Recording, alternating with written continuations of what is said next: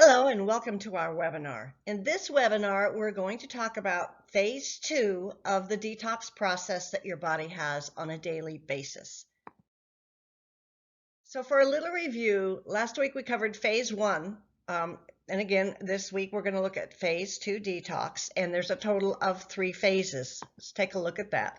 So last week we talked about what happens when a xenobiotic, which is something outside of your body that is not good for you necessarily. It can be toxins, it can be something you breathe, something you eat, something you put on your skin. So there's a lot of ways for these to enter your body. And phase 1 is where that toxin is changed into something that will potentially be able to be more easily excreted or removed out of the body.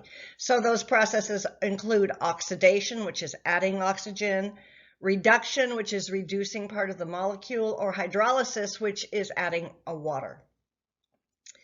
The process of phase 1 creates metabolites that are quite destructive. They're all free radicals, so they have the potential to really damage the body. And this is where phase 2 comes in. And in phase 2, your body conjugates that metabolite with something else. And the purpose of this conjugation is to change its polarity and increase its solubility in water so that you can excrete it either through your small intestine or through your kidneys and urine. So that's the conjugated metabolite, and that's what we're going to talk about today. So phase 2 is where you have conjugation pathways. This is the process that takes phase 1 metabolites and makes them more water soluble via a process of conjugation with other molecules. The resultant metabolite after phase 2 can then be eliminated via urine and bile into your stool. Conjugation adds a protective compound or molecule, like an amino acid or a sulfur molecule or an enzyme, to certain toxins. In particular, it converts fat-soluble toxins to more water-soluble elements that are safer and easier to excrete.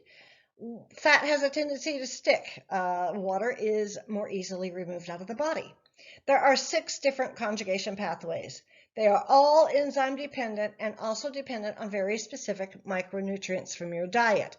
So the real key here is enzyme. When you have an enzyme dependent process, that means your body needs a lot of free amino acids, in particular essential amino acids. Each conjugates a different type of molecule or toxin, and all of them are essential. So let's take a look at what this looks like. So again, a lot of this is a bit repetitive, and I'm doing that with a lot of different graphics throughout this presentation because it's a lot of science, a lot of information. I want you to be able to pause and look at information. And I present it in different ways because people learn in different ways. So we went through phase 1 last week, which is also enzyme dependent. And then phase 2 are the conjugation pathways. There are 6 of them, as you can see there. I'm going to go through a couple of them, but I don't really want to get logged down in the science. That's not the important piece. The important piece here are the nutrients needed. And you'll see there's several different amino acids, methionine, glutathione, glutathione is not an amino acid. Methionine, cysteine, glycine, and taurine, along with glutamine, those are all amino acids. Minerals like magnesium, vitamins B5, B12, vitamin C, folic acid, choline, and then glutathione is a master enzyme. It is made by your body. It's an incredibly important enzyme. It's expensive for your body to make. It takes a lot of micronutrients and a lot of energy. And that's the important piece of this. And it's why we want to be so particular to support this process via the nutrients in our diet. And at that point, then you have water-soluble waste that can be eliminated via the urine, the bile, and stool. For the scientifically minded, I'm going to just very briefly go over the 6 pathways for conjugation. There's glucuronidation. This is the most important and common type of conjugation, and it creates molecules that are secreted in the bile and stool. Sulfation is the second most common and important conjugation, and it creates metabolites that can be secreted via urine. Then the other pathways are acetylation, methylation, amino acid conjugation, and glutathione conjugation.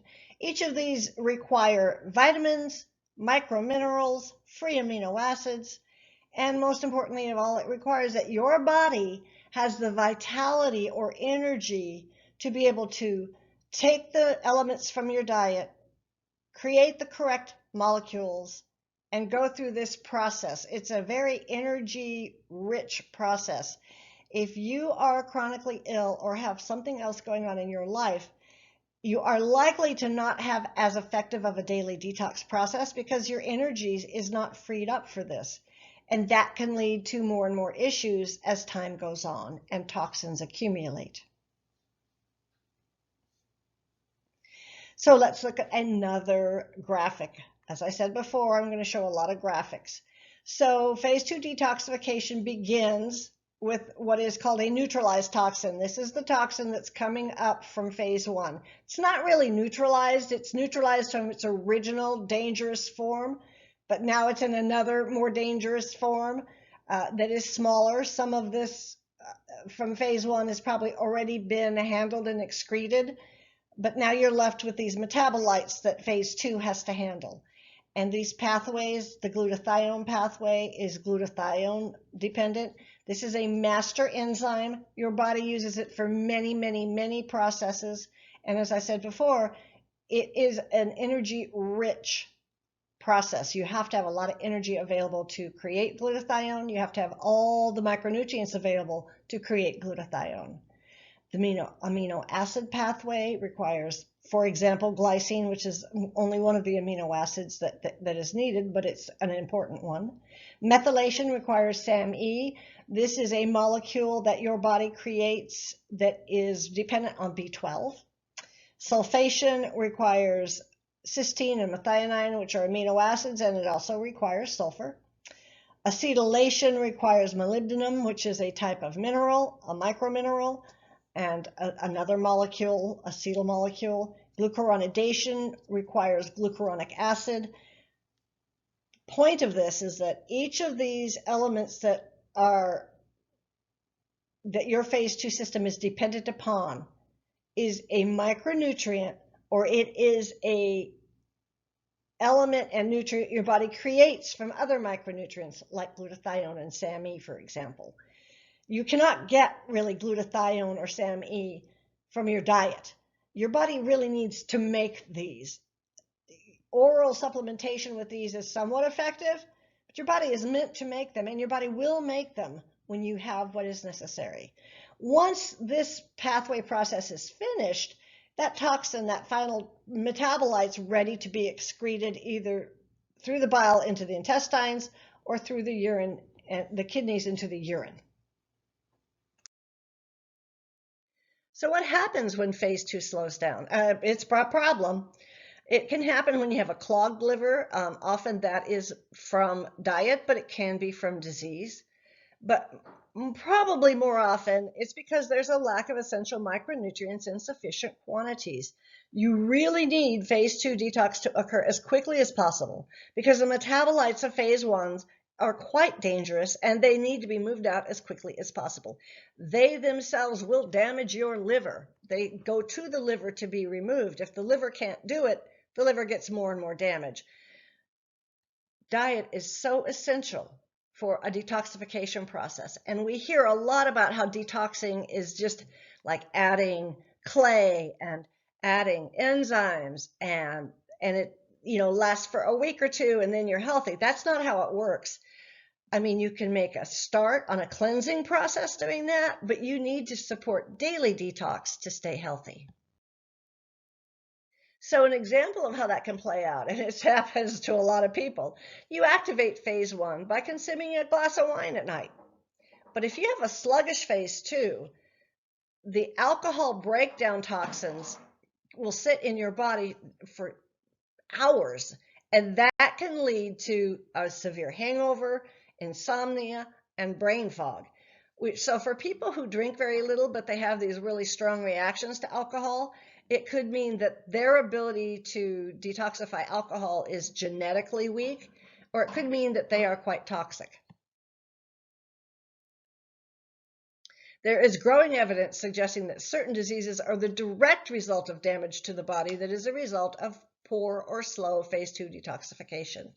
Some of these diseases may be affected by toxic intermediate metabolites and free radicals, and these diseases that can be affected by slow phase 2 include cancer, Parkinson's disease, autoimmune diseases, and bottom line, any dysfunction related to chronic inflammation. As toxins accumulate, your liver function is affected, and then that can lead to even more issues. So it's a kind of a cascade problem and effect. Liver health is so important. Let's take a look at the symptoms of a dysfunctional liver. The abnormal metabolism of fats can lead to elevated LDL cholesterol. Liver dysfunction is the biggest reason we have bad cholesterol levels, by the way. Your arteries can become blocked with fat, so high blood pressure, heart attacks, and strokes can be related to liver health. Fatty liver can build up fat in other organs as the fat is unable to be excreted correctly. Obesity and an inability to lose weight is often related to liver dysfunction. And of course, the worse your diet is, the more you're eating toxins, the worse your liver function gets because it can't detoxify effectively. So again, it is this cycle of ever worsening health unless you take steps to change that direction back towards health. External signs of your liver having issues is coating on your tongue, bad breath, red palms, and soles of your feet, because your skin and your liver are very closely related as detoxification systems. Flushed facial appearances, so you could have like red blood, a lot of red veins in your face. Yellow in the eyes, that's jaundice, and that's pretty severe. At that point, your liver is really failing. Dark circles under the eyes, and then there's a list of digestive problems, nervous system problems, immune dysfunction problems, including allergies, chemical sensitivities, blood sugar issues, hormonal imbalances. When you're watching this video, you can stop the video and read the whole list, but as you can just see, your liver really affects nearly every part of your body and every disease process that might occur. So foods that help phase 2. Flavonoids. These are found in berries, apples, green tea, and tomatoes. It's a whole family of antioxidants. Basically, any antioxidant food is going to help phase 2, but these are particularly effective.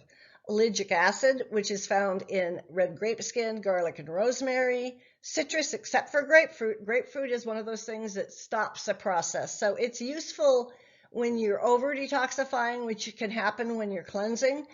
But you don't use citrus to support detox. You don't use grapefruit to support detox. Cruciferous vegetables, which is the cabbage family, the allium family, which are your garlic and onions, and blue-green algae is a very effective detoxifier. Green algae is high in chlorophyll, and chlorophyll is known to help the detoxification process.